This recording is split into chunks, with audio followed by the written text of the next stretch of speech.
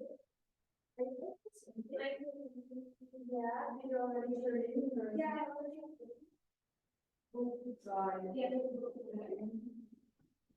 you have a mistake here too? We have a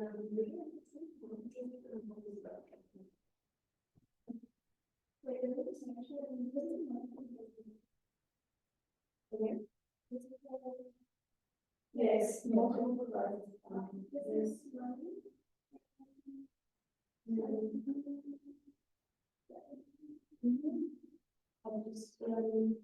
Did you also put it on multiple drive?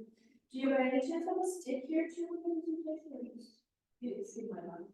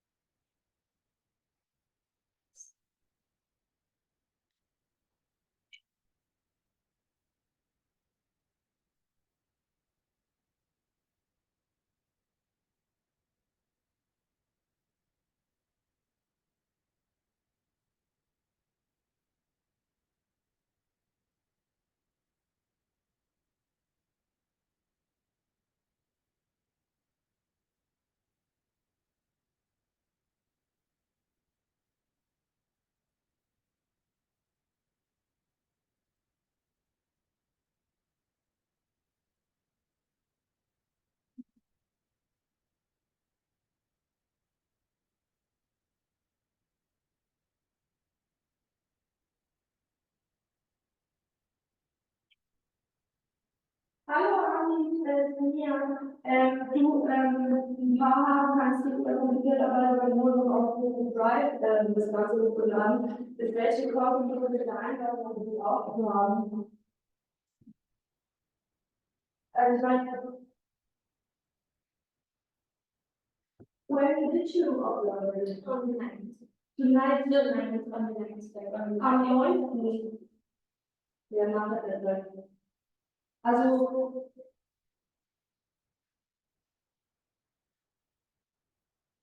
you don't have it on the computer. No, I have stick, but I can download it from it's online. So I have a stick too, but I don't have it on the computer. I can give you this stick and you can. same here. Yeah. Okay. Yeah. Okay. So the thing is, I don't have access to the Google Drive. That's my. It put what was like before the deadline or up until the deadline here. And then they didn't. The PowerPoint was right. No issue.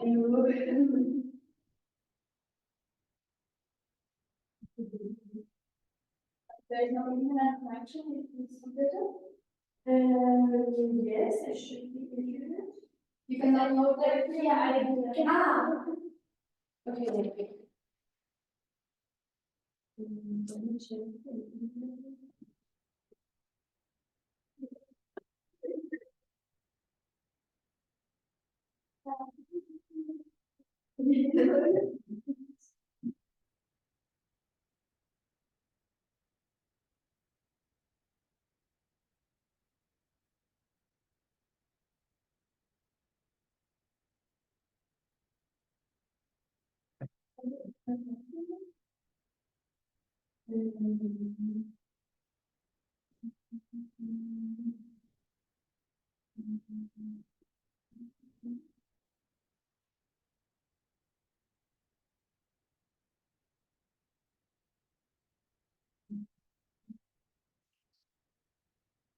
Okay.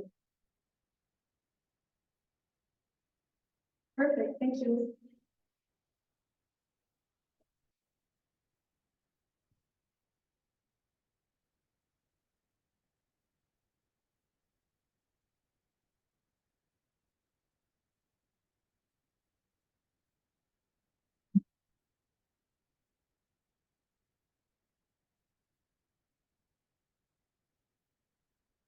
Hello, hello, hello. Okay. So for YouTube, our recommendation with the mic, what was given is to really hold it close Here you hear perfectly clear, but online, if you hold it too far, it's hard to hear. Okay.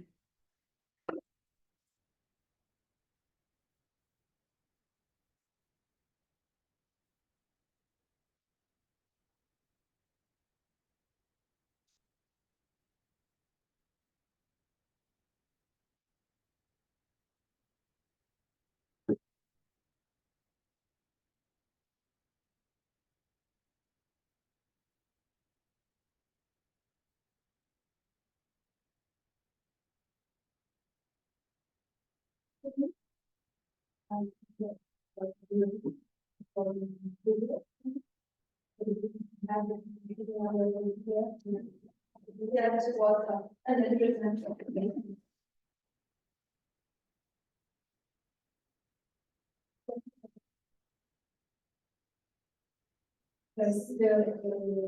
yeah, no, tap is just reading the QR code in the yeah. I'm very interested.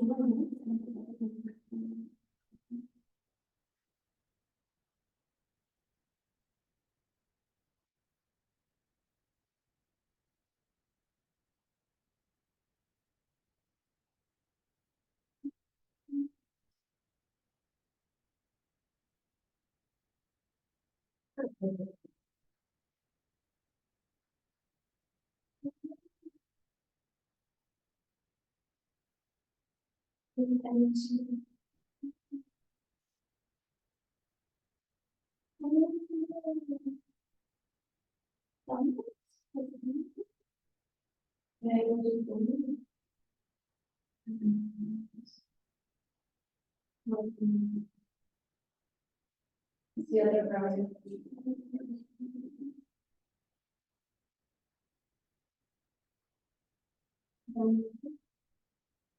Yes, here. No, we didn't finish. We have to select PDF, standard, suggested, but we got a copy. So we could do it as well, like, standard, in case,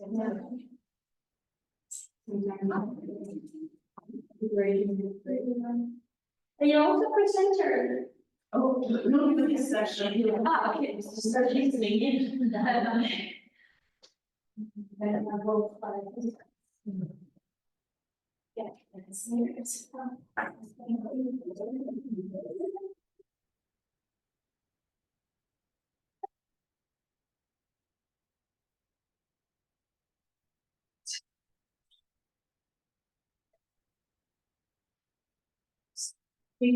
Oh, are you presenting? Yeah.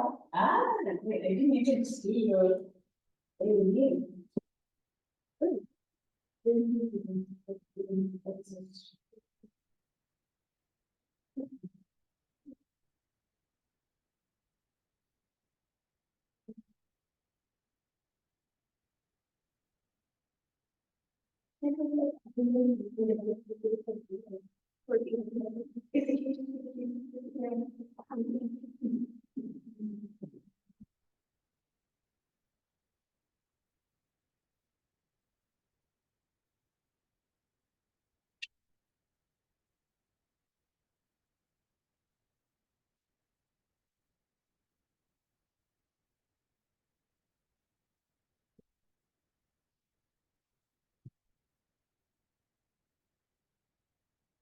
This is your right? Yeah. I'm just going to.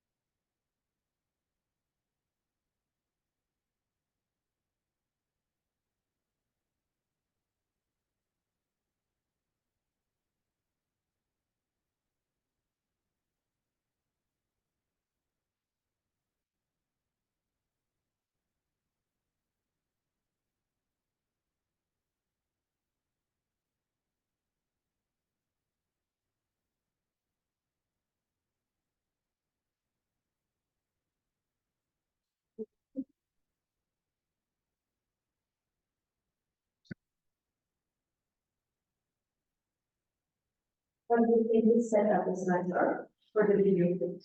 Yeah. Yeah, right? Yeah.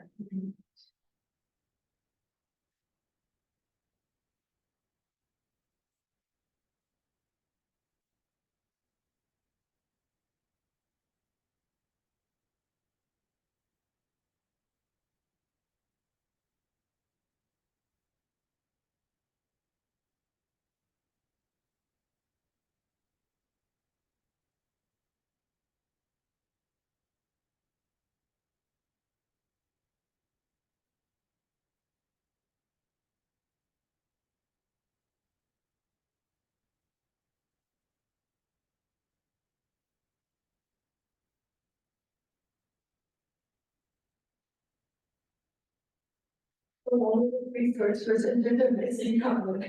All the way tonight. It's pretty awesome.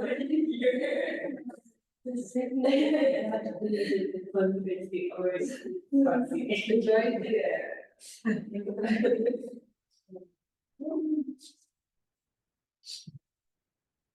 It's my first time to set it out loud, so I was even nervous too. You're doing great, actually. Not my strongest skill, I think with technical stuff, so. But you did well. Yes. And you were pretty confident that they could potential like this. I tried, I just know you would be more nervous than me. Exactly. Yeah, the confidence.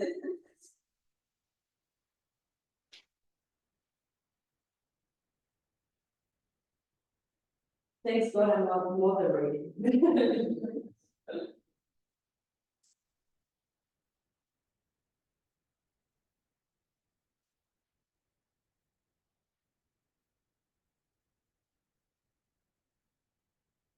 They open more windows? Yeah. Yesterday, were you in the? I don't say it. Don't even use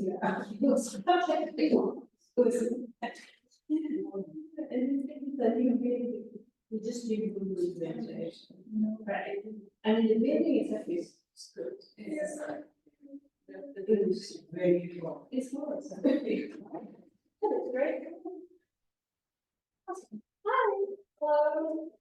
Did you already upload your presentation? I uploaded it yesterday. Are you Sarah Khan? Yes, and I uploaded 2 versions because I was too cold.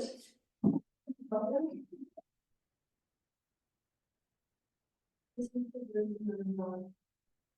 Okay, so let me the title test. Okay, you wanna? Yes, I just changed it to the title that's actually in the program, right?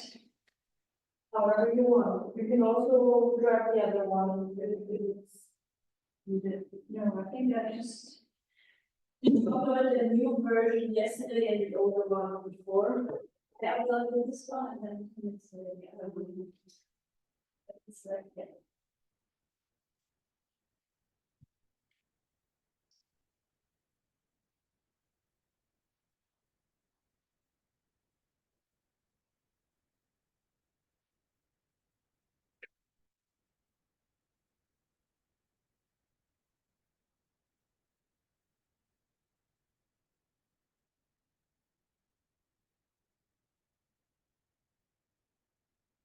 Are you planning to presenting or delivering?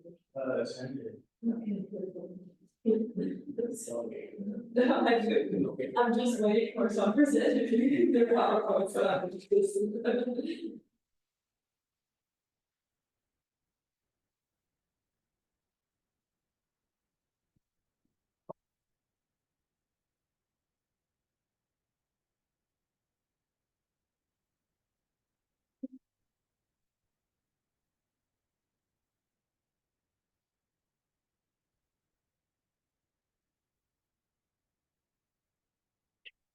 Are you presenting by any chance? No, I don't think so. Sorry. I don't want to. I totally don't.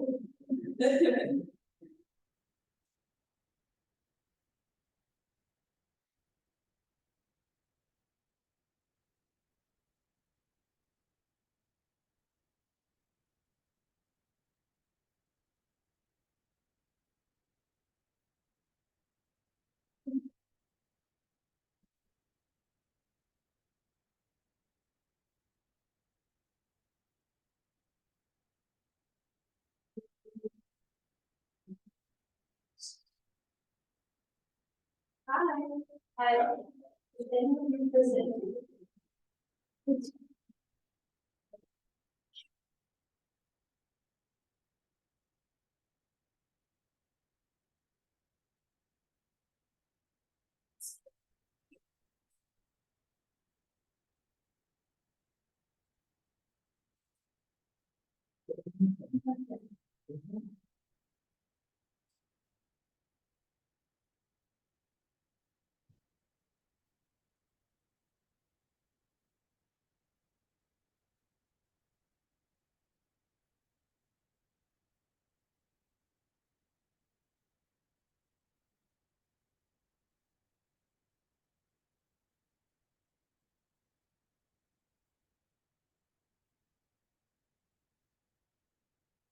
Hallo, jetzt sind wir nochmal. Also Setup hat alles geklappt, nur nicht direkt in Präsentation gelöst.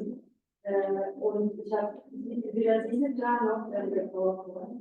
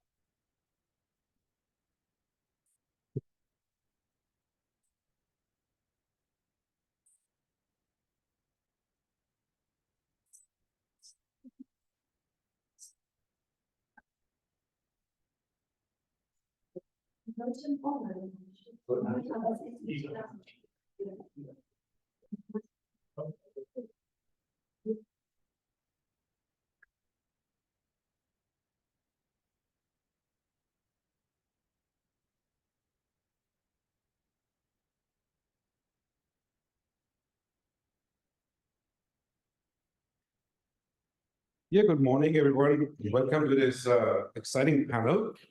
We are looking into multiple crises in fragile settings. This is one of the panels that connect to others, and they also connect to poster presentations yesterday night, tonight as well. Please come. I think one of the transversal issues that we had across all the really amazing contributions to this panel has been gender. So gender issues, women in particular, but not only, that run across all the contributions, or almost all contributions. And I think it's really important to think about, you know, all the crises that we're living in: biodiversity loss, disaster rise, disaster risk increase, climate change, of course, and how this affects really, in a very gendered way, different groups differently when it comes to livelihoods. Today we would have, in theory, 6 speakers, but I don't know if one of you here is Cory Puja. If not, unfortunately, we will have to skip one presentation because we didn't receive it, we don't have it here in person or online. And we will start with the presentation online by Monica, who is already here present, and I hope can also hear us. Just very briefly about how we are going to organize this. And also myself, I'm Johannes Waldler, here based in Vienna, at the University of Vienna. I'm a professor in environmental politics. So I come rather from the social sciences, but my field of expertise is coastal management, especially mangroves. If you're interested, I will have a keynote on Friday, so come over. I'm also climate change advisor to Bread for the World, both for the event in Austria, and working in climate projects nowadays in Southeast Asia. Before that, I've been living in Latin America for 10 years, and also worked in Madagascar and Africa, other places all over. All right, so with that, we will start. We have 90 minutes. So the idea is that speakers take not more than 10 minutes. I will rather sharply stop you at a certain point. I will give you a sign, 2 minutes left, and then please come to your conclusion. So that leaves us with 5 minutes for discussions after each presentation. And at the very end, we should have around 10 to 15 minutes for an overall discussion and bringing together the different presentation conditions. I hope that works for everyone. All right. Okay, so with this, Monica, can you hear us? You should start, and you can share your screen, please. Monica is going to tell us about a paper that's called Unraveling the Nexus of Urbanization, Migration and Livelihoods of Farm Households. Monica, are you with us? Yes, I am. Thank you for the introduction. And let me quickly share my screen. Give me a minute, please.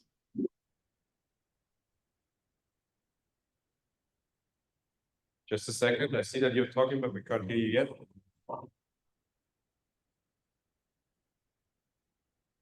Yeah, we're seeing your presentation coming up. That's great. Can you hear me now? Yeah, perfect. Now we can hear you and we can see your presentation. Okay, great. Thank you very much. Good afternoon, everyone. My name is Monica Fisher. I'm an agricultural economist. Actually, I can quickly turn on my video too. There we go. Oh, okay. It looks like I can't turn on the video, but that's okay. So my name is Monica Fisher. I'm an agricultural economist working at CIMMYT. Today I'm going to present. Oh, excuse me. Because we see this box in front of your presentation, can you put it in presentation mode? Oh yeah, let me do that.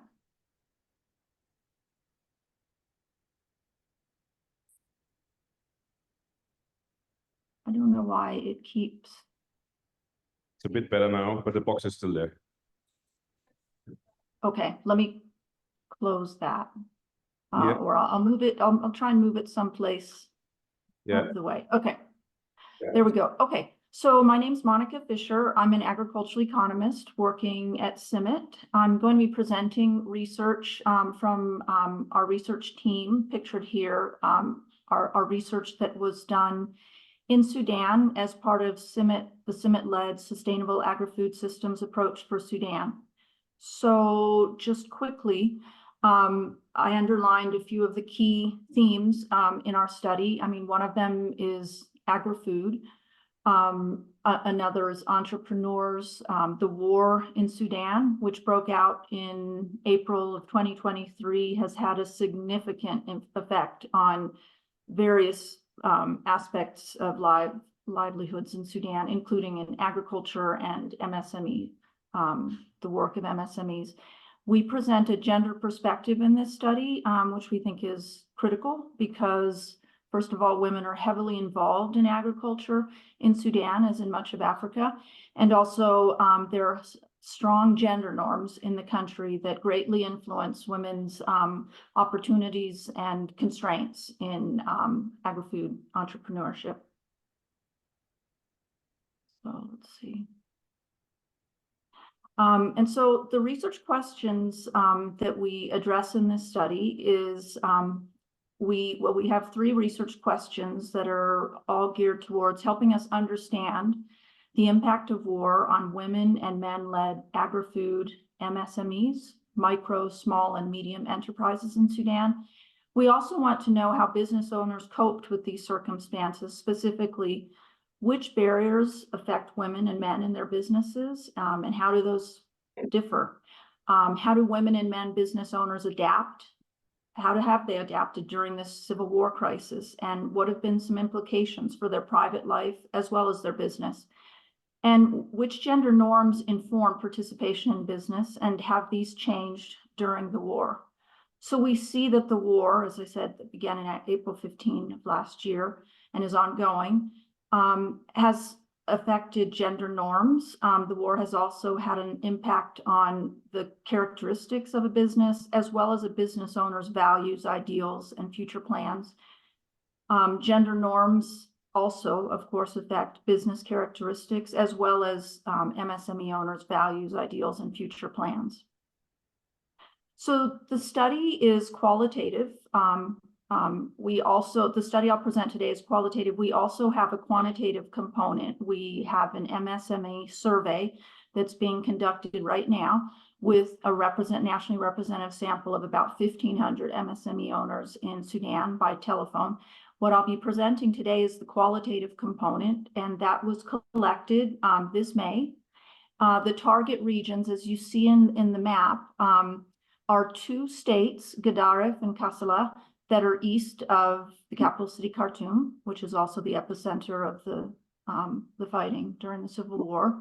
Why did we select those two states? Well, one reason, of course, was security. That was primary in our minds. You know, we wanted safety for our research team. So we worked with local partners to identify these two states. They also, in addition to being relatively secure, have a high concentration of agri-food enterprises and some really interesting comparison opportunities in terms of gender norms. Kassala is relatively conservative compared to Gadaref. Our sample was 40 entrepreneurs in total, half women, half men, and we equally distributed across states. The data collection method was semi-structured in-person interviews, which were led by two of our research team members, and qualitative data analysis was conducted using Atlas TI and MS Excel. So one of the things that we were very interested to understand was gender norms that affect business. Of course, you know, we're limited. We only talked to 40 participants, but here are some of the insights that we gained. We saw that there were very, very polarized views about what is considered to be an acceptable business for women. So, for example, on the one hand, we had some people who thought that women should not work, and they should be restricted. If they do work, they should be restricted to work that's close to their homes. And it was also pointed out that activities that require physical strength, as well as any kind of undertaking of risk, were more suitable for men, not women. So that was one end of the spectrum. On the other end of the spectrum, and we had both women and men on this end, and both women and men on the other extreme. So on the other end of the spectrum was women, the view that women are capable to compete with men in any kind of business, and if they have the possibility and the necessary support, then it can happen. So there it was really focused on the constraints they face, but not their related to business opportunities, but not about women themselves. One of the things that was really interesting that came up was, again and again, people talked about how during this current economic crisis and the economic situation that's unfolded, there's been increased acceptability, at least in these two states, for women's participation in business. And this was explained as owing to very, very heightened need that women have to be engaged in business. Is one of the few ways they can make income, and everybody in the family must find whatever work they can now, right now. So another one interesting finding also was that we saw quite different views. As I mentioned before, Kassala State has more conservative views regarding women's roles than Gadaref, and that certainly came through in the interviews. as you can see from this top right quote. This was a woman in Kassala, not necessarily sharing her view, but a view that was common in her community, that men can enter markets easily while women often face barriers in doing so. This makes market access a challenge for women, but not men. Additionally, women typically work within the village area, whereas men have greater mobility, and so on. Go to the next slide. So this slide shows some of our findings about our participants' involvement in the agri-food sector. So the table at right gives a picture of the different kinds of activities people engaged in, which were, for example, crop sales, livestock-related sales and services, vegetable sales, sales of agricultural inputs, sales of prepared food and beverages, agriculture advisory services, and so on. We did see some gender-based differences in agri-food activity. So, for example, if you look at the blue font, only men were engaged in certain activities, such as the sales of agricultural inputs and also agricultural advisory services. And there were some activities that were only performed by women, and that included in the sales of prepared food and beverages. Then we also saw some state level differences. So the main agri-food enterprises for women are crop sales in Gadara and vegetable prepared food sales in Kassala. One of the things we don't show here is, so first of all, I should mention that this table doesn't show that there was a lot of diversification within agri-food activities. So most people engaged in two to five different activities. As well, diversification extended to other non-agri-food sources. And that was more common for women. Some of the explanations for why women engaged in income diversification beyond agri-food systems was due to the seasonality of agriculture, the high need to secure income throughout the year. And also they mentioned some opportunities to start businesses. The last thing I'll mention was that agri-food activities represent the primary source of income for most of our participants. So what this diagram shows is not necessarily what you would reach is not necessarily the chain of causality from the war to the effects on MSME owners that you would construct based on theory or empirical evidence. What it is based on the 40 participants' shared experiences. And so on the left, we have in green the context, right? The war and what that entails. And then where participants began telling their stories about the impact of war on their business was down here, this orange box, which they began talking about how the war has had an effect on agriculture. In particular, closing or relocation of many large agricultural companies that the MSME owners rely upon to source inputs. So this closing or reallocation of agricultural companies has led to, of course, input scarcity. And participants mentioned that also the input scarcity led to price increases, which together led to an underinvestment in agriculture and reduction of farmland by farmers. They also mentioned in the middle top orange, the suspension of credit programs had an influence on farmers. And all of these things together have affected MSME owners. So for example, the suspension of the price increase has reduced the purchasing power of MSME owners, and they meanwhile don't have access to credit. They also mentioned this underinvestment in agriculture by farmers and the reduction of farmlands has meant that mostly the men, MSME owners who have input supply shops, for example, they have fewer clients. And for women who do a lot of agricultural processing, they have fewer providers of the agricultural products for their processing purposes.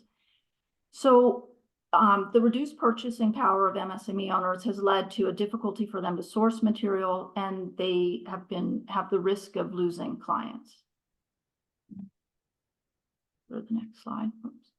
So one of the things that came clear from the interviews was just how deeply entrenched during the war you see business and private life, right? So people talked about loss and uncertainty, but also solidarity towards internally displaced persons. So I'll just quickly read one of the loss quotes, illustrative quotes, which was from one of our male participants in Gadara State, who said, "My first and last supporter was my uncle. He died in the war. At first, I set up the shop and worked alone, and he paid the rent for the shop. After he was martyred, I was unable to pay the rent and entered into a partnership with the shop owner." We can also go to a quote on the solidarity towards internally displaced persons. And here's a quote from a woman in Kassala. And she says, "Because of life circumstances, nobody knows whether we might end up in their, i.e. IDP, situation one day. Because we're all Sudanese, we are like relatives. Any displaced person is welcome, just like a family member, a mother, a brother, a sister."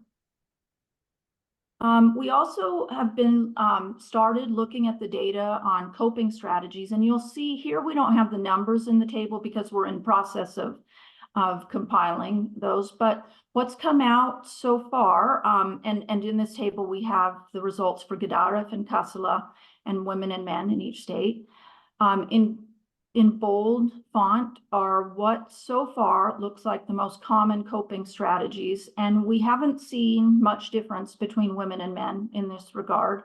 One coping strategy is to sell or use inputs of lower quality, which I don't know if that's necessarily a coping strategy, but it's just something that becomes a necessity in the current circumstances. Another coping strategy was diversification among different income sources. People also talked about having to reduce operations, of course, and in then extreme cases, some people have had to suspend their business, at least temporarily. We also talked at the end of the interviews with people about, what their prospects are for the business for the future. What came clear was how difficult, which is understandable, it is right now for MSME owners to plan. Only a few of them seem to be currently pursuing a plan. On the other hand, I found it quite notable that the ability to continue to dream came through in the interviews. For example, most respondents expressed, wishes, and sometimes very ambitious ones for the future. For example, one male respondent said that he wants to become the largest pesticide dealer in Gedaref. And we had another woman participant who had dreams of opening a supermarket chain. Most of the respondents introduced their responses with a qualifier, right? Well, if the war stops, I aim to. We had three main trends in the responses. One is that men more frequently talked about plans to expand the scale of their business, whereas women, when they talked about, if the war stops, what they might do, they talked about plans for integrating some kind of new activity in their current business. Both women and men wish to return to the old business routine, if possible. Sorry, Monica, can I ask you to come to the conclusion soon, please? Yes, sorry about that. So this is the last slide.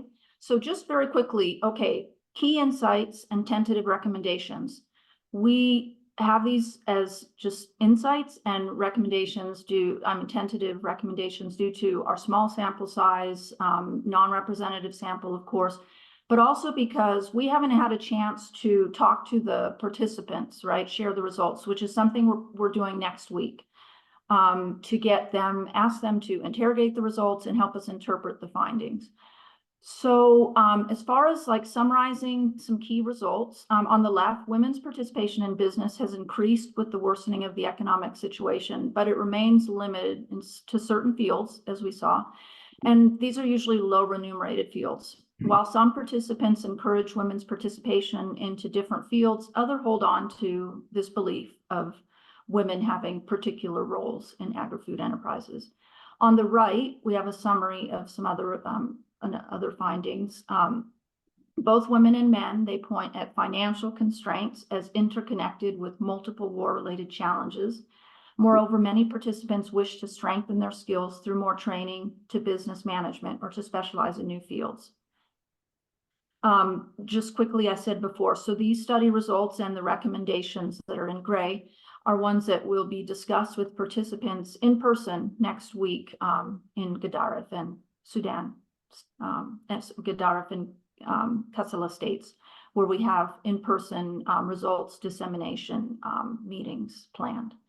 Thank you very much for your time. I will end here. Thank you.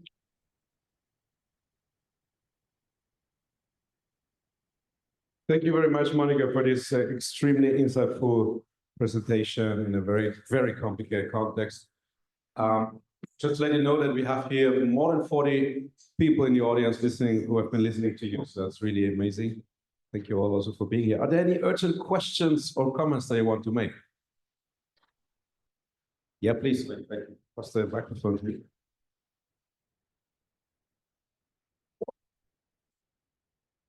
Thank you. It's on? Okay. Thanks, Monica. Very interesting. I'm Adam Savelli from the Alliance of Biodiversity and CIAT, and ZOLF as well. And you referenced the displacement, which of course is happening on a massive scale. I'm just curious if you had any results related to mobility for households that are facing conflict hazards, but actually haven't moved either because they're not able to or because they chose not to. Thank you. Thank you. Hi, Adam. Please go ahead, Monica.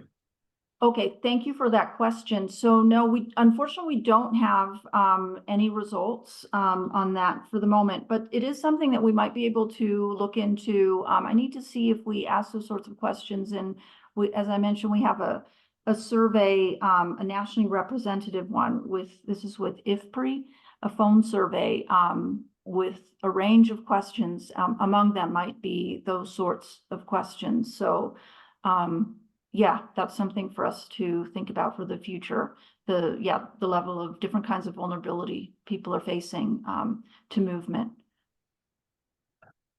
Is there any other urgent question or comment that you want to make? Please raise your hand so I can pass the microphone. Not for the moment. All right. Thank you. Thank you, Monica, again for your talk. We will move on now, but before that, I wanted to ask again, is Huya Ushak Kori present here in the room by now? No. Or Majida Lahori? Majida Lahori? No. All right. Then we will continue with presentation by Sarah Graf. Are you here? Yes. Sarah is from the University of Hohenheim in Germany, and is going to talk about, is deforestation inherent to production systems? How field types contribute to understanding the forest function. That is a collaborative paper.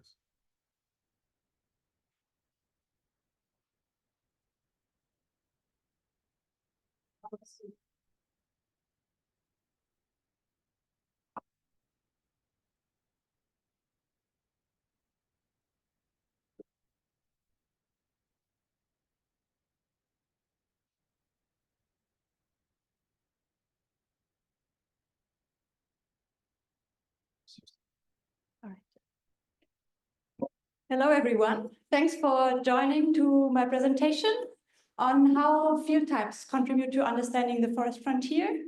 And this is the work together with all these beautiful people that are on the screen, so colleagues from Nigeria, Ghana, and Germany. The topic of my talk is smallholders in deforestation. Why is this important? Firstly, because deforestation is among the key drivers of greenhouse gas emissions, biodiversity loss, and degradation of ecosystem services. We know that agricultural expansion is a primary cause of this deforestation. And in West Africa, a considerable share of forest that is converted into smallholder crops like cocoa and coffee. When we look at policy narratives about smallholders and deforestation, they often go like this. The farmers are poor and they have low yields, and therefore they have no choice but to deforest. And as an intervention, people suggest increasing prices or yields. On the side, like scientific debate, the perspectives depend often on the methods that people use.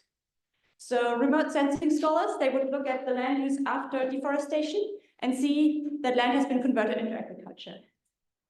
Econometric analysis often find that roads, urban areas, population, soil suitability, agricultural activity, and proximity to agriculture are associated with deforestation.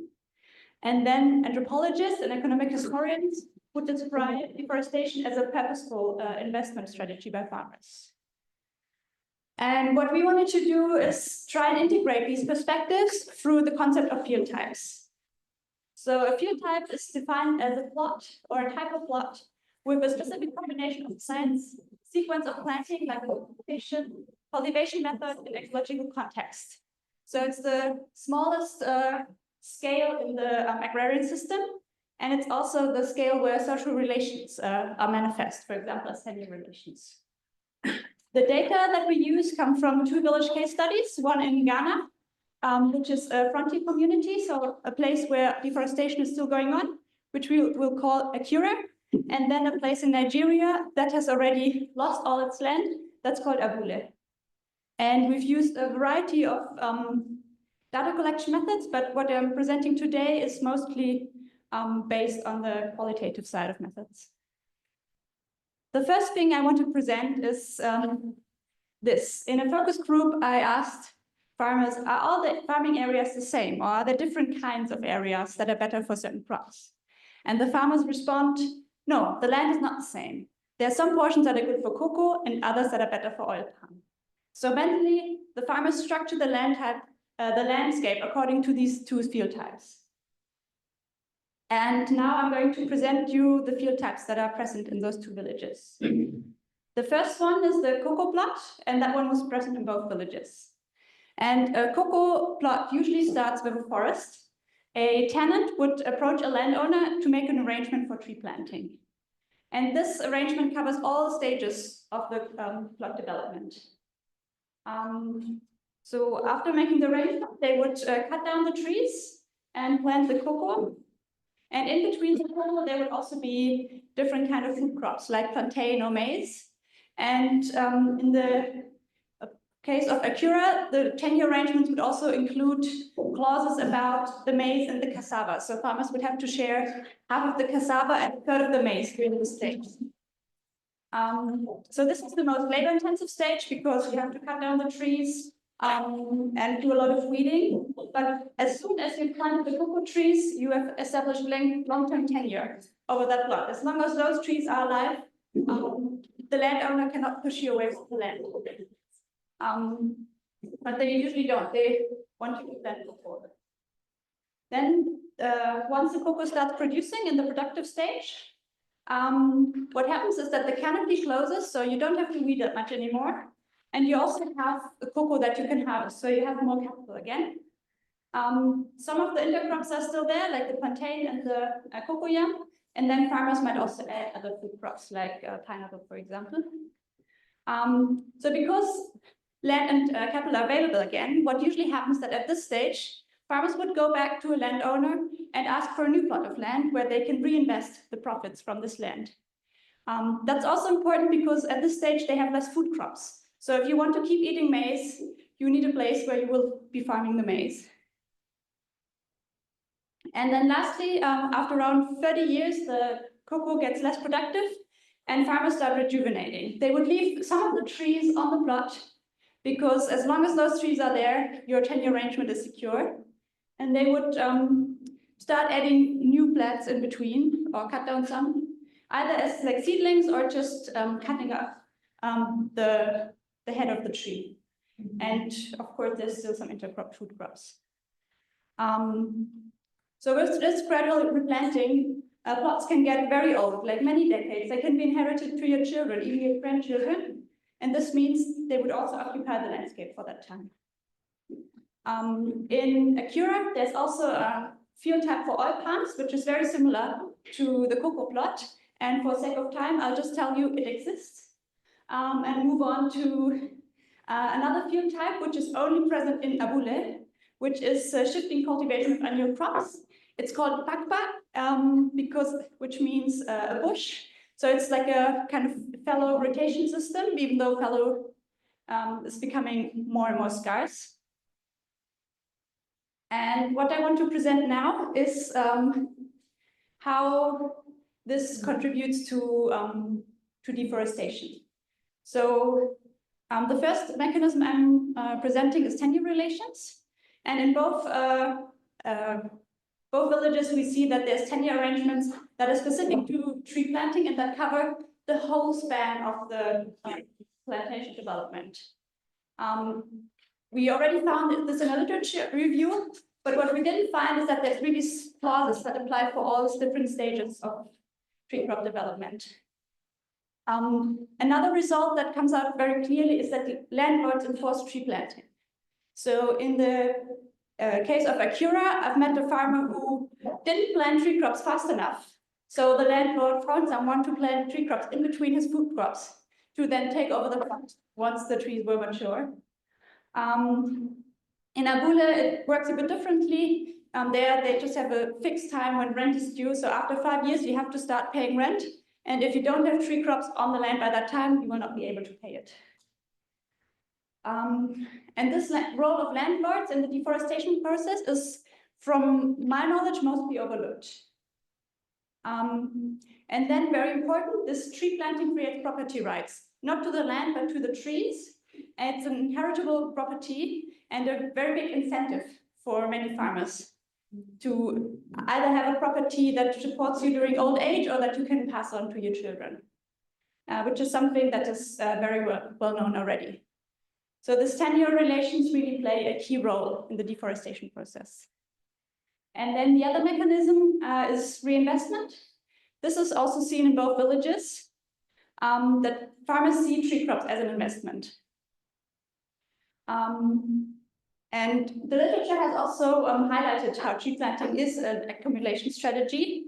Econometrists have also found that poverty is usually associated with lower deforestation, which does make sense because investment is not something that the poor are often capable of. And then what we see is that through this different stages of tree crop development, so once the canopy closes, you have more time because you don't have to weed that much anymore, and you have more money because you can harvest the cocoa. And this starts this virtuous cycle of reinvestment where farmers keep on procuring new plots one after another, or a vicious cycle of deforestation, depending on your perspective. So this is linked to the concept of rebound effects that we have in the sustainability literature, but we also have to ask ourselves, why do people still invest in trees and not other non-agricultural investments that they have been using, like during the 80s, when people were investing in education, for example? And then what also is very important to highlight is that this accumulation of trees and plots enables social mobility, especially in Acura, where I've met many people who started their working life as workers and are now employers of workers, which is a good thing. But it also means that we need to constantly replace the laboring class, meaning that the population base and the number of farmers in the location is increasing, further driving the deforestation. So to conclude, it's not poverty, but reinvestment that drives the deforestation. And this dynamic clearly follows the stages of tree crop development. So to conclude, we think that the field concept does enhance our understanding of the deforestation process because it helps us to bring together insights from these different strands of literature that I presented in the beginning. And we can also show that the forest frontier is a socioeconomic system that has an endogenous dynamic of deforestation.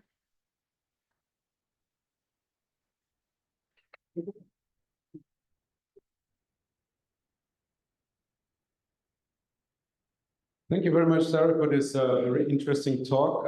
We will open the floor for a quick round of questions. Maybe we can collect them. I will pass on the microphone. My first one to start with, I think this little privilege is, how are your results seen through a gendered lens? So how is, what I mean, you mentioned in the beginning briefly, but how is gendered for gendered circumstances different here if you think of land tenureship and deforestation impacts and so on? Any questions, comments from your side? Yeah. Congratulations for the presentation. I was wondering if you looked into the role of conservation policies or regulation on deforestation as well. and which role does it play in this specific context? Thank you. Yeah. Coming back here.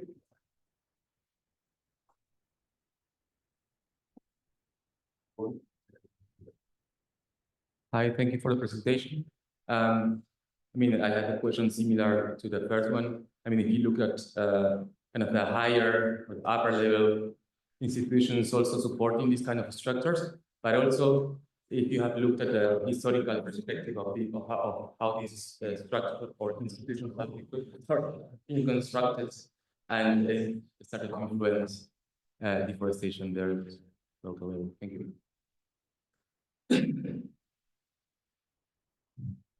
Hi, Sarah. Thank you so much for the presentation. My question has to do with the tenure relations you presented. Can you go to that slide again? I'm from Ghana, so I'm interested to learn from that slide.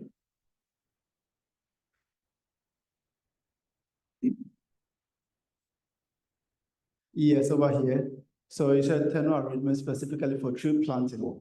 But what happens in the case of Ghana is that being it for tree planting or for cash crops such as cocoa, there's always a tenure arrangement depending on the region you find yourself. For instance, in the Ashanti, the interest is on how the profit or produce from the land is actually being distributed between the one who is the owner of the land and the one who is being leased to.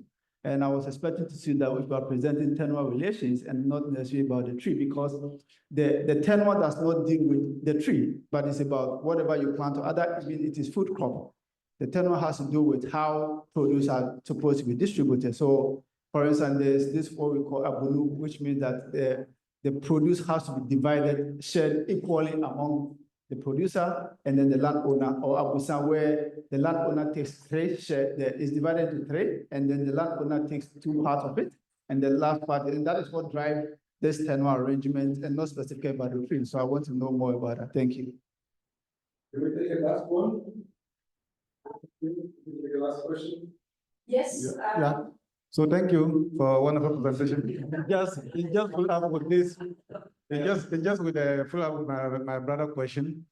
I was also expecting to see different type of land tenures and narrow it down to which ones was very driving trees planting, but I didn't see that. So if you are able to list the number of the types of land tenure arrangements, somebody mentioned land institutions or institutional infrastructure.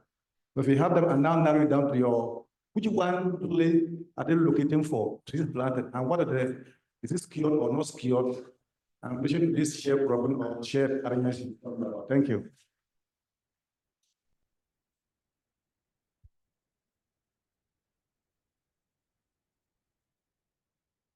Thank you very much. So, Sarah, up to you to answer the 4 questions.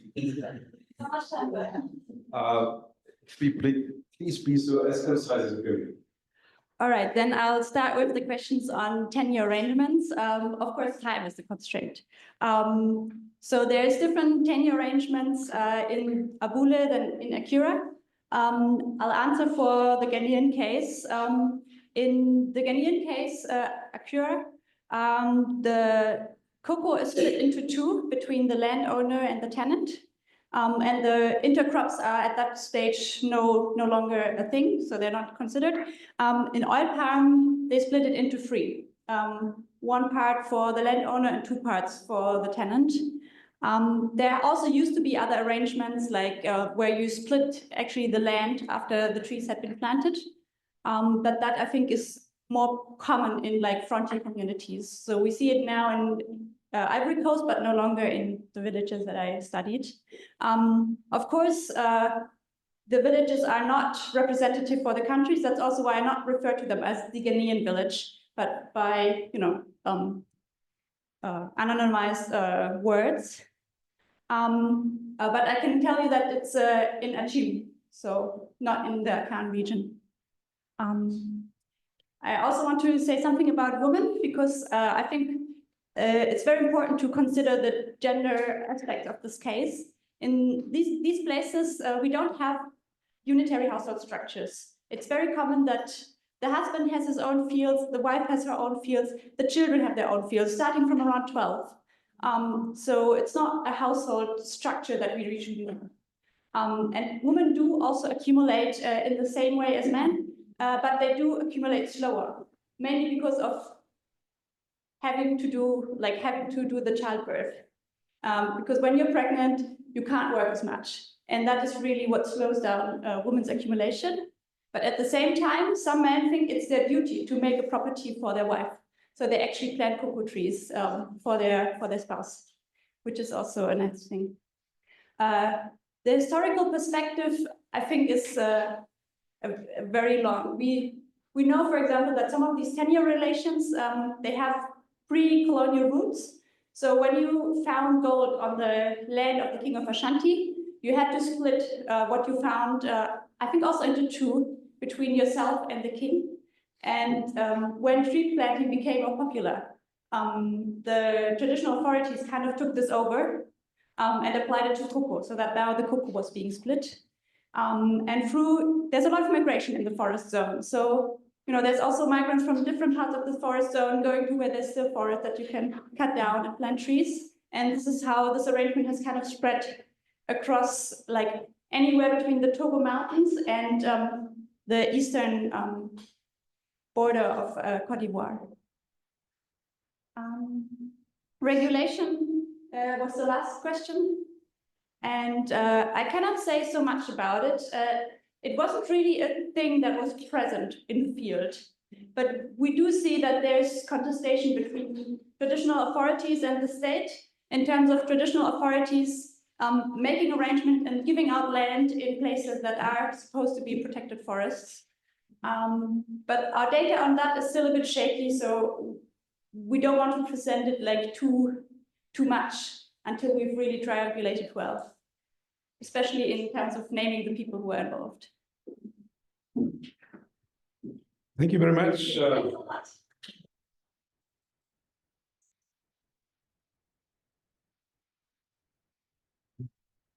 Yeah, thank you also for being really good in time. We are well on track. Again, my call here is Ucha Kari present here in the room or online.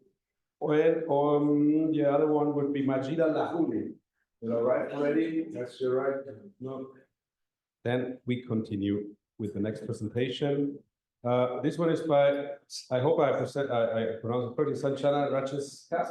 Yeah, that's it. From the University of Bonn, Center for Development Research 7, who's going to present on gender and intersectional access to social protection, evidence from cattle-rearing women in Gujarat, in India.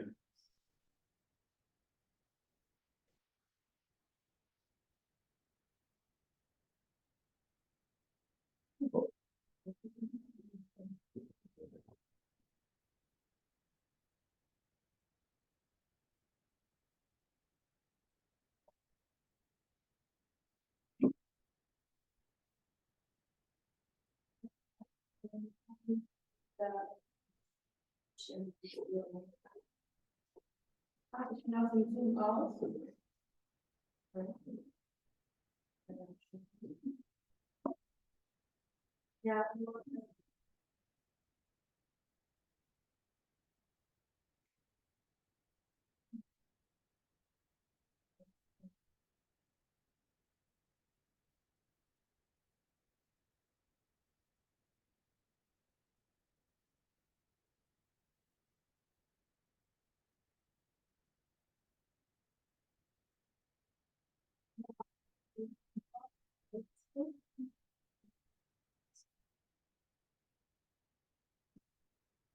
So we are having a few issues with the screen. Make it available also online. Continuing in a moment.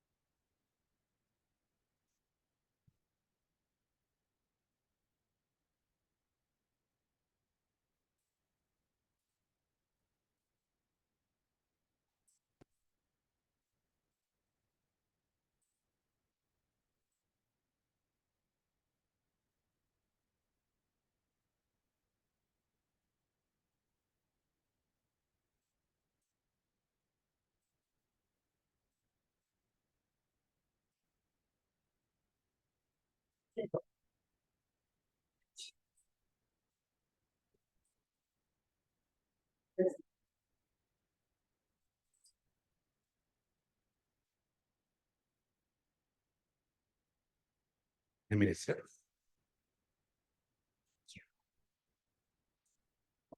Hi, good morning, everyone. I'm Sanjana Rajshekar, and I'm a doctoral student at the Center for Development Research affiliated to the University of Bonn. Today, I'm going to present one of my papers, which was supervised by Dr. Katja Bender and Dr. Tina Verschelt.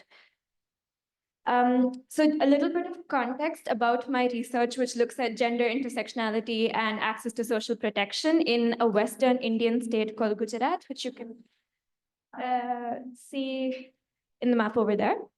And in general, 2019, 2020, and 2021 were a difficult period for cattle rearers, specifically in Gujarat, because they found themselves at the intersection of several crises. It was a time of unprecedented heat stress, which meant loss of water. The supply chains were completely disrupted due to COVID-19. There was a national price stabilization policy and resultant protests, which you may have seen in the news. There was a widespread brucellosis outbreak, which meant that the yield of milk was low, and at the same time, many of them lost their lives and also their livelihood due to COVID-19. So in a time like this, the government of India introduced many new social protection schemes. And by social protection, I just mean initiatives by the government like health insurance or food security schemes to cushion people from the shocks that they face. However, we see from gray literature that access to social protection was typically disparate.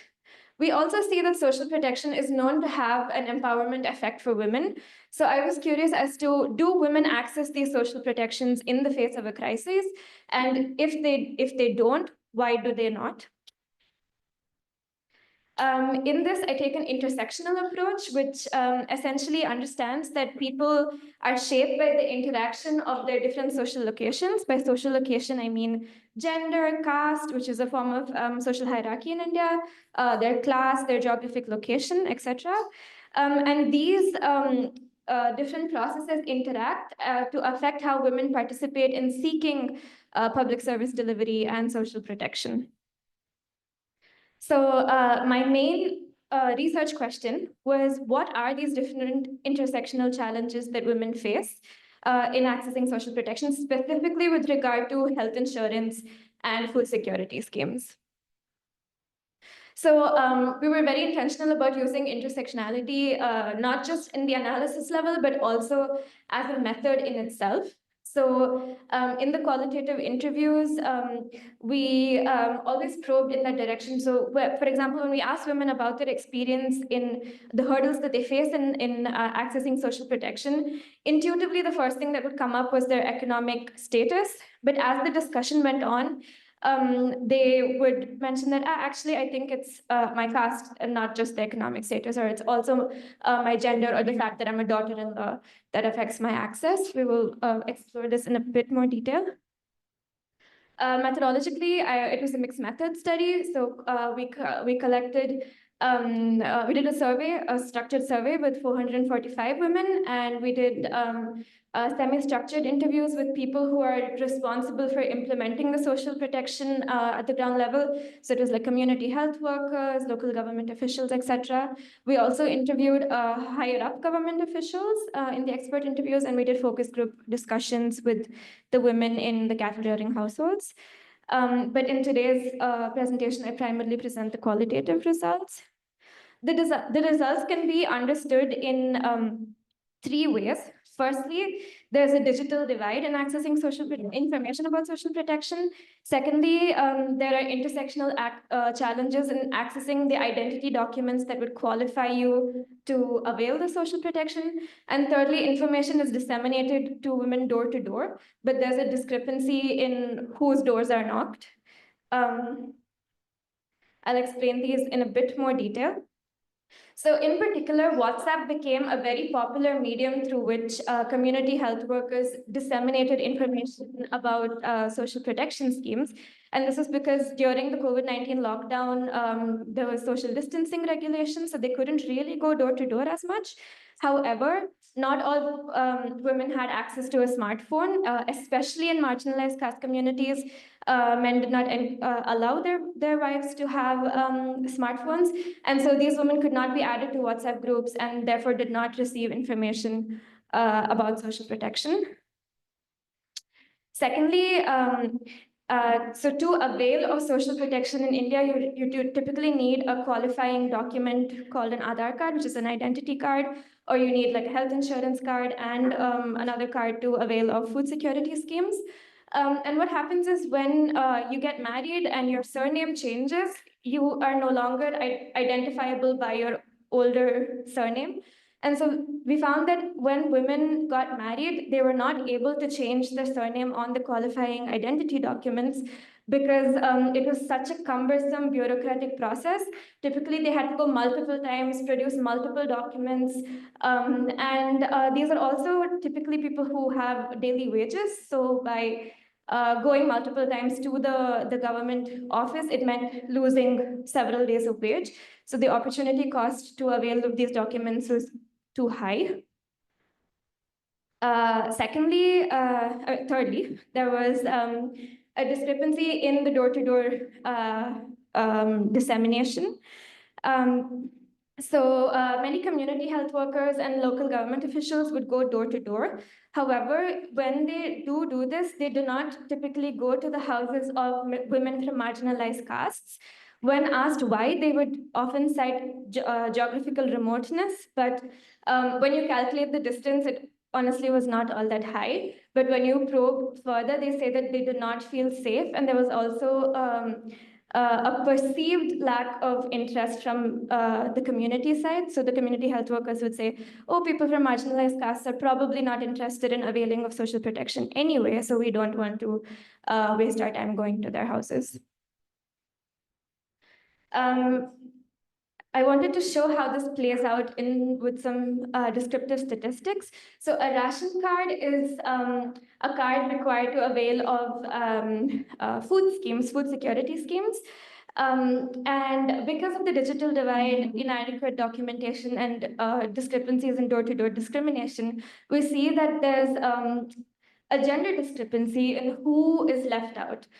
We see that disproportionately women and children are left out. And when we asked how come the children are left out, we realized that for children to avail of social protection, both the parents need to have qualifying documents. And since the mothers do not have updated documents, the children also do not have documents. And when we ask who skips a meal due to lack of resources, again, women are disproportionately consuming lesser food. And this is also affected by patriarchal values.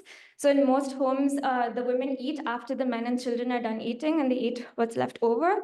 And in economically disadvantaged households where there's not enough food, it just means that the women end up eating less or skipping a meal. So to just bring these three blocks together, we see that the processes and structures within social protection systems can inadvertently continue existing disparities based on gender, caste, and class. And so these systems end up reinforcing the very inequalities that they aim to mitigate.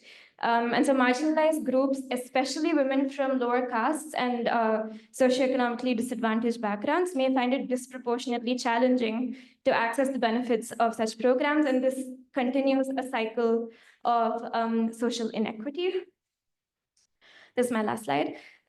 So to conclude, I would say that the take-home message or the key result is that while there are several benefits to accessing social protection, we see that since women from marginalized communities are not able to access this in any equitable way, there's a reproduction of these intersectional social inequities. I put what can be done in very small because it's such a structural issue, so it's difficult to offer recommendations, but something that we saw in a couple of villages was that when there's a woman from a marginalized caste being employed to also disseminate information, then some of these inequities are lesser because she understands the difficulty that people from her community may face and accordingly adapt how information is disseminated. So this could be one way through which this inequity could be reduced. Thank you. I look forward to your feedback.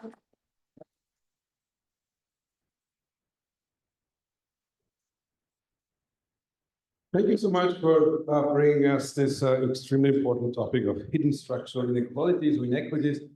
I will open the floor. Questions, comments, please raise your hands. Yes.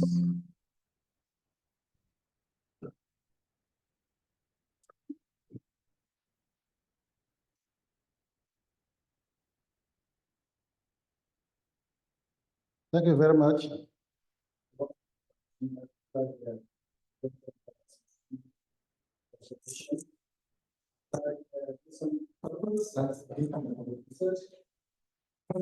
Allowed to use smartphones. What could be the potential causes of that? If you know them, it's good to incorporate them in your main write-up to educate people or public what is the cause. Maybe policymaker can take action for that to for the social potential you are talking about. So the question is, what would be the potential cause women are not using smartphones in that area? With regard to skipping of middle, I don't know in the context of India, but most of the times, like for instance, in Ghana, about 90%, let me say almost 100%, the media are prepared by women. So whether they are the majority people who are skipping meal, why you better skip? I'm just curious.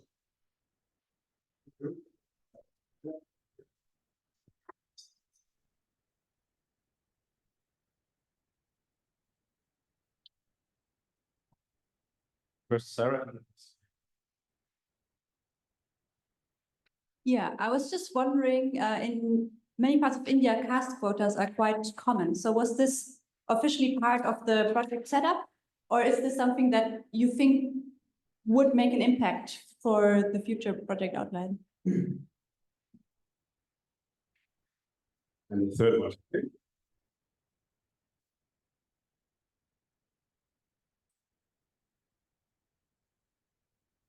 Thank you.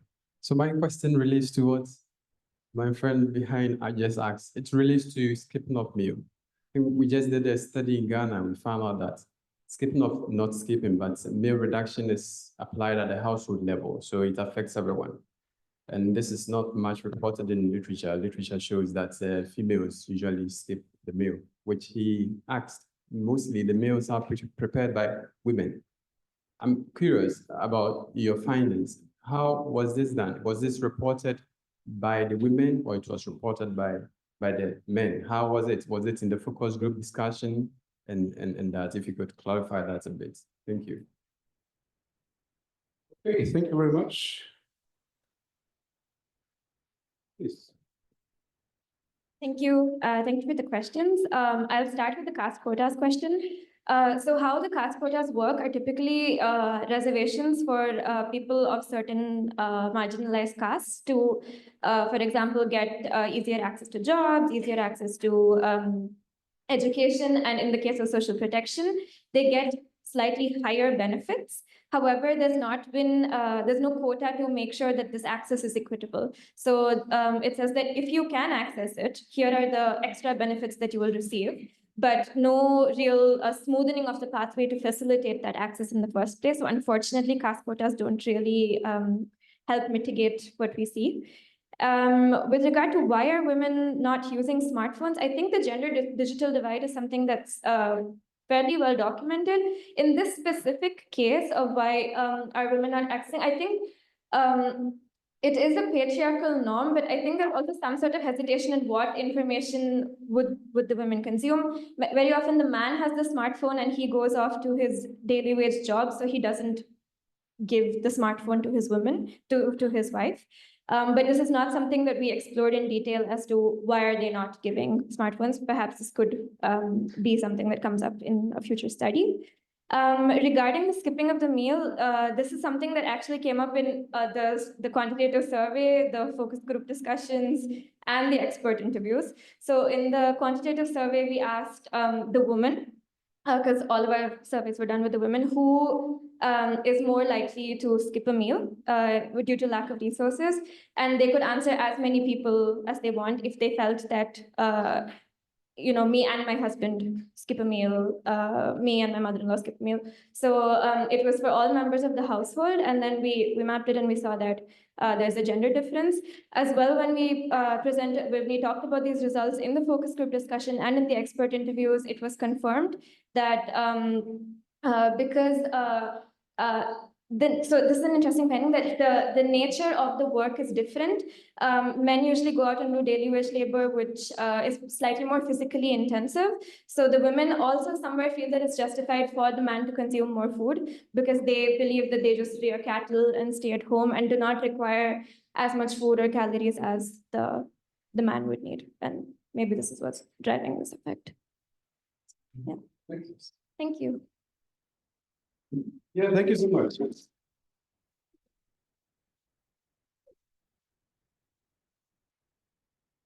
Just wanted to add that we all know probably in the context of climate change and the increase of extreme weather events, women are disproportionately more exposed and vulnerable. And two key issues here are really the ones that were just mentioned: the lack of information or access to information. The second one is physical differences because of actually having not the same level of nutrition. So these are two main drivers of this vulnerability that women are facing climate change issues. Great, thank you. So last call again. Machida Lahoudi has arrived by now? No? All right. Then we move on to the last speaker, and it's really fantastic to jump from one world region to the other. We go back now to northern Ethiopia, right? Solomé Gebras. Sorry, this public name is quite difficult to pronounce. Please welcome here. 10 minutes also for you. He's going to talk about circular water and food systems as a post-conflict restoration and reconstruction strategy. Please go ahead. Yeah, thank you. So good afternoon, or is it still morning? Thank you for attending this presentation. My name is Solomé Gebrexiabiher. I work for the International Water Management Institute based in Ghana. So my talk will be on circular water and food systems as coping strategy during active conflict, as well as after or post-conflict restoration and reconstruction strategy. And this work is part of an initiative which is part of the CGIAR initiative, Fragility, Conflict and Migration, or FCM initiative. So we, as he has mentioned, we will take you to Ethiopia. This talk is also more or less related or similar to what the first speaker has presented or in Sudan, where there is active conflict. So when we look at conflict, where we are witnessing a number of conflicts in different regions, such as Ethiopia, Sudan, Gaza, Ukraine, one common thing that we observe is that warfare and conflict are becoming urbanized. So when we look at urbanization or urbanizing of warfare, urban centers are affected in two ways. One, in certain cases, the war is actively happening in those urban settings. Urban settings are becoming like the jungle of the 1960s or 70s. At the same time, we see that urban centers are also hosting when people are displaced from other rural settings. So what I will look at here is that how did people cope with these conflicts when they are happening? How do people strategize in terms of their livelihoods, in terms of the food systems and so on? So my focus will be more on the impact of conflict on water systems and food supply systems. So the key impact is that we see in different settings is that due to conflict, there is damage to infrastructure. This could be direct damage due to shelling, where dams are being damaged, or it could be due to like loss of resources, where people are not there to maintain the systems because they flee or there is lack of resources. disruption to rural and urban food supply chains. This, when we have crises happen in different forms, like economic crisis, pandemic, and one common thing is the disruption of rural-urban food supply chains, especially when you have less mobility for food systems from rural to urban centers. An influx of internally displaced people to urban centers, this further strains urban infrastructure. So on your right, the figure or the picture that you see is, it's a school in Tigray, which is the northern part of Ethiopia, and it was used as to host IDPs, 8,000 IDPs. So during these conflicts, people use different measures to cope.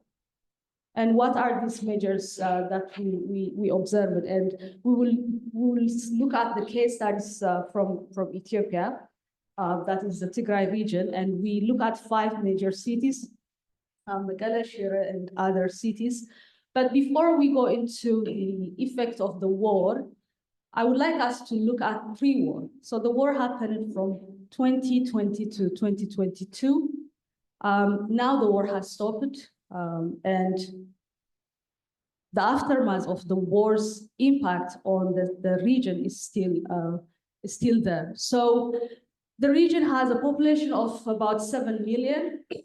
It's characterized by, it's a dry land with high variability of rainfall, but it has majestic and beautiful mountains if you are into trekking or into hiking. Water supply coverage, the region has come a long way since the 90s, where water coverage was less than 20% to 68% and 72% in urban and rural areas, respectively. And the region is also acknowledged or commended for its success in harvesting and also in climate change adaptation practices. Now, during the war between 2022 and 2022, what happened was there was a civil war between the federal government and the regional government of Tigray, which is in the northern part, which led to the complete blockade of the region. That's, I think, what we are observing also in Gaza. And this has resulted in one of the most catastrophic humanitarian crises, causing severe disruptions to all essential services. So all essential services had halted, like education, health, water infrastructure, everything. Now, this also resulted in disruption of rural-urban food supply chains, where people were now more than 80% of the population was food insecure, and huge population displacement. At some point, there was more than 2 million displaced people, and this has also resulted in putting strains on already weak infrastructure. And this has also resulted in complete failure of the governance system and weakening of institutions. Now, just to dig deeper into the impact of the war on water supply and food supply chains. Now, non-functionality of water supply systems, this is, as I have mentioned, due to direct damage or lack of maintenance, power shortages, and also floods. Increase in water demand due to rapid increase in population. In certain cases, the IDPs were more than host communities, especially in the western part of the region where there was active war. The IDPs were like 1.5 times the host communities. And there was a reduced water supply coverage from pre-conflict period. So if you look at that figure where we are showing the coverage pre-war was about on average 68% in urban centers and 70% in rural centers, but now coverage is less than 20%. And it has also resulted in disruption of rural-urban food supply chains, leading to food insecurity. Now, how did people cope? How did people cope during these trying times?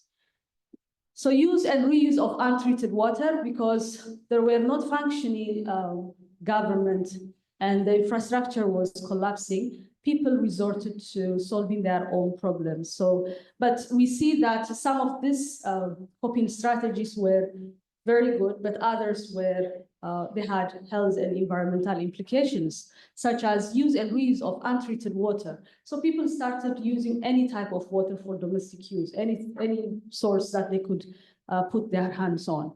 Increase in urban and peri-urban agriculture, that is growing crops, vegetables in different areas. So the figure that you see at the top is a typical urban agriculture in Mekelle, where people started producing food in vacant land, which are near like wastewater treatment plants or drainage systems. So they started growing food.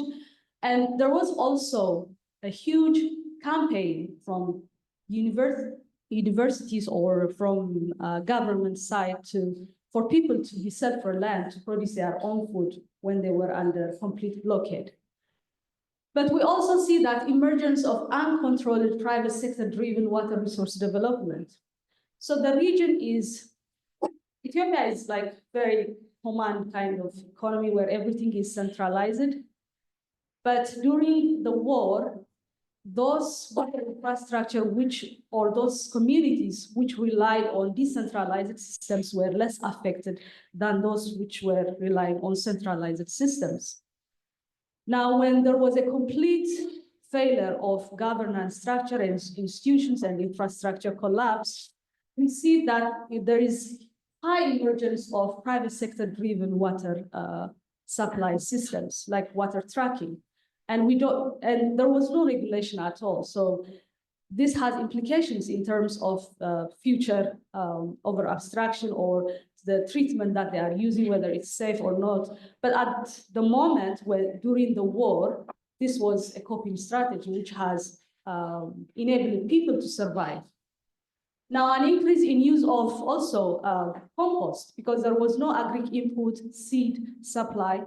People started to use different resources within their area to produce agricultural inputs, such as compost, to feed their home gardens or the urban agriculture that you see in vacant land. So when we look at the people who are producing food, every household has a small garden now, which was not the case previously. Even civil servants, teachers who were not into agriculture have started to produce their own food as a coping strategy. So there is an opportunity for urban agriculture, but there are also some challenges. We see that due to this challenge, there is raised awareness of the benefits of urban agriculture, but there is limited government support for urban and peri-urban agriculture. Although in the region, they have put a desk, like urban agriculture desk, in all the districts or waragas, that's what we call them. But in terms of support in giving training or in providing seeds or agri inputs or extension services, this is not there yet. Insecurity over land ownership for urban and peri-urban agriculture, the people that we have interviewed who are practicing urban agriculture, they feel insecure in terms of land because they just, during that conflict time, they just squatted there and they are producing food. But the future of that tenure or land tenure is something that they are also worried. Water availability, a critical factor, limiting factor, although many people relied on drainage and any gray water for household gardening and so on. And we also see that urban and peri-urban agriculture is not about only the MOFA or Ministry of Food and Agriculture, but it also relates to other sectors or other key actors. So there is a need for coordinated efforts to ensure that it is sustainably done. Now, this is a circular bioeconomy for food and energy and environment, which we implemented in refugee camps in Kenya and Uganda. This is a regenerative or closed loop system. Now, the question is, can this be integrated in urban planning? How circular water and food strategies be integrated into urban planning to ensure that they build resilience against shocks? Shocks could be due to war, due to pandemics, where you need to shorten your food supply chain. So can this be integrated within the urban planning system? So this framework that you see here is that at the center you have food, and then the different resources such as gray water or organic waste could be used to recover different products, be it compost, energy, or other products. And this can be done either at household level, where households can have a closed loop system, or it could be at a community level. But this needs to be integrated in urban planning, where people have access to practice urban agriculture to shorten food supply chain, so that they can be resilient against any shocks in the future. So some highlights. Integrating circular bioeconomy strategies into urban planning is vital. That's what we believe for post-conflict recovery and socio-economic development, not only post, but also during active conflict. Urban agriculture, we have seen that people have used it as a coping strategy. Identifying and accessing green urban sites for agriculture is crucial. That is also related to ensuring that during urban planning, these measures should be put into place. However, we need to ensure that there is safe reuse, because we are dealing with wastewater or gray water or any other type of waste. There is a need for safe reuse, and that's missing in the site that we have studied. People are just practicing it out of necessity. So it's innovation by necessity. We also need to understand how water supply infrastructure changed during the conflict due to local coping strategies and their implications in the future. So what we have seen in Ethiopia is that there is emergence of private sector-led water supply systems. So this means water is being commodified. It results that water is becoming a commodity that could be traded. And this has implications in terms of SDG 6, where water is a human right.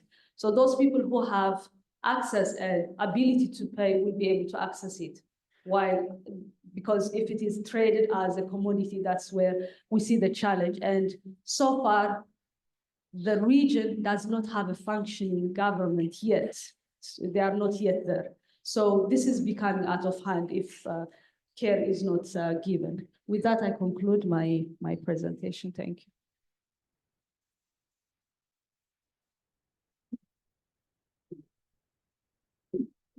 Thank you so much for this really insightful thing. And I guess it has been really difficult to study that also. Questions from the audience to this one, but if you can, try to make also links to the other presentations, okay? So we see 2 hands. We have roughly 10 minutes left for the open discussion. Hello, good afternoon. I really like your presentation, but I was wondering about the methodology. Did you do like interviews, or how did you use also the information? Because a pre and also like a post conflict, right? So yeah. Thank you. Well, thank you for your presentations. Just I want to know, you say the conflict, one of the major impact on food systems, also it also cause the lack of good governance. So if you think I think conflict is not only the reason of good governance, but during your study, my suggestion is you need to identify what are the major regions of conflicts. I did not find your slide. So can you just tell some major regions of conflict? Then yes, but next is good, the impact of conflicts. So what are the major regions of conflict in your Quick question, please. There's one more, and then there's another one. Any questions addressing third talk or other topic? Yes. Well, thank you for your presentation. I come from Lebanon, and we have like similar experience in the country.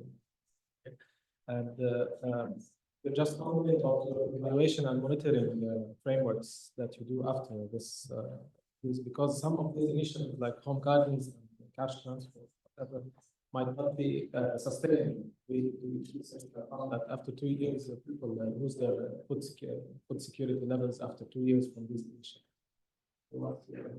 Thank you.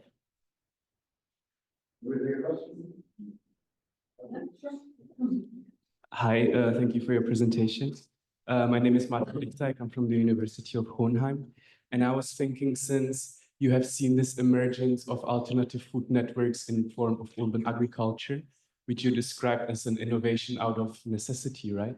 I was thinking, how is this urban agriculture transition sustainable post-conflict? Meaning, if people would actually stick to it, even post-conflict, or if it was as you said, a crisis response coping mechanism. And actually, my question would also go to the first presenter, connecting it how this change of the of the narratives we have, as the first presenter was saying, that now women are perceived as more being able to do businesses, how this would stick also post-conflict. So my main take would be how sustainable those post-war transitions would be in this context. Thank you.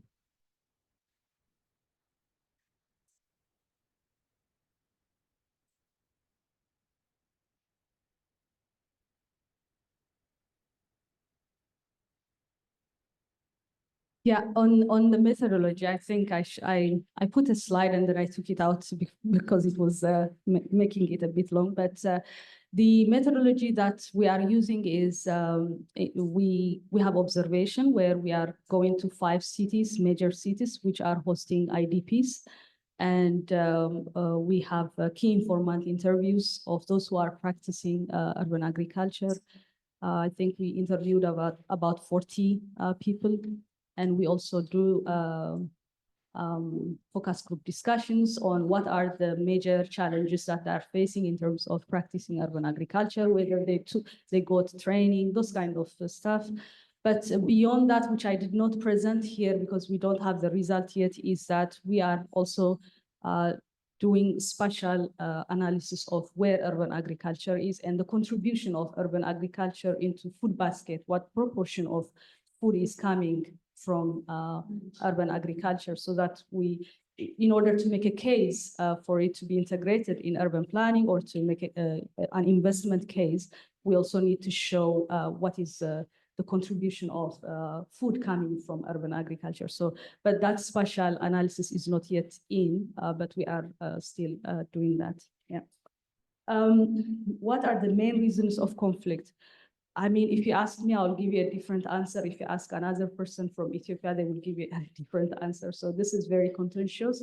That's why I did not put any political, because this is political crisis. And the war broke out because regional and federal government had a disagreement on how the region should be led. So, but this is a political crisis, and people from different regions, we will have different perspectives. I come from Tigray, also from the same region. So I will have a different opinion of what is causing the conflict. And if you ask another person from the other region, southern part, they will give you a different answer. So I would rather not touch on that now. So 2 related questions on sustainability, the monitoring and evaluation frameworks. Is urban agriculture sustainable post-conflict? So when we did this study, while the region was under blockade, we had a research partner from Mekelle University who were assessing this. So we had a project. It started before 2020. Then when there was a blockade, we did not have connection with our research partner, but they were studying it while during that period. So that's why we have an assessment of during the conflict and also post-conflict. So post-conflict, we are able to travel there. So the region is opened up. So it's everyone can go and do their research. It's safe now. Is urban agriculture sustainable post-conflict? We believe so, because urban agriculture is practiced in West Africa, in Asia. So if I talk about Ghana, for example,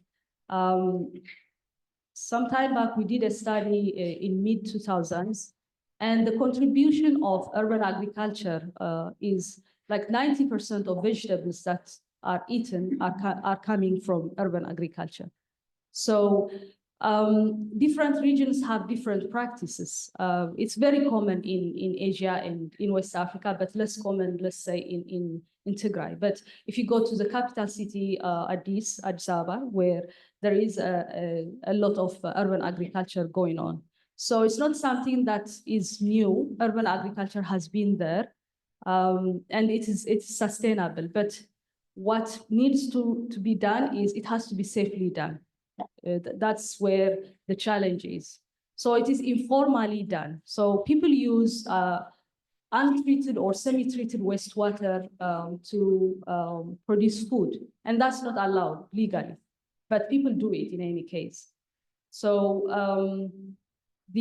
from IMI side, our idea was to formalize the informal sector. It's mostly informal, and that's why we are trying to make a case where we need to make it formal and safer, because whether you don't intervene or not, people are doing it in any case. So we need to make it safer, because there are WHO guidelines and low-cost treatment measures that could be done from farm to fork.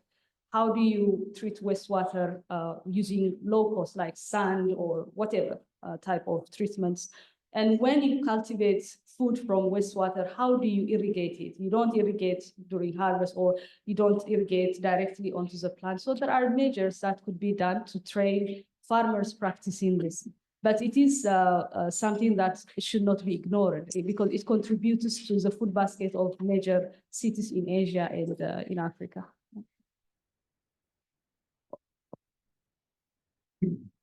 Thank you so much.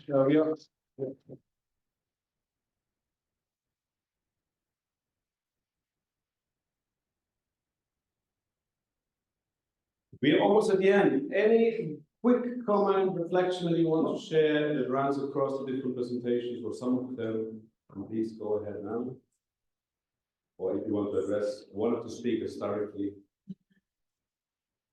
please do it now. Otherwise, I would say thank you very much, everyone. It's been really inspiring. And please bear in mind that these kind of fragile contexts are unfortunately expanding globally at a tremendous speed. And yeah, thank you. Have a good day.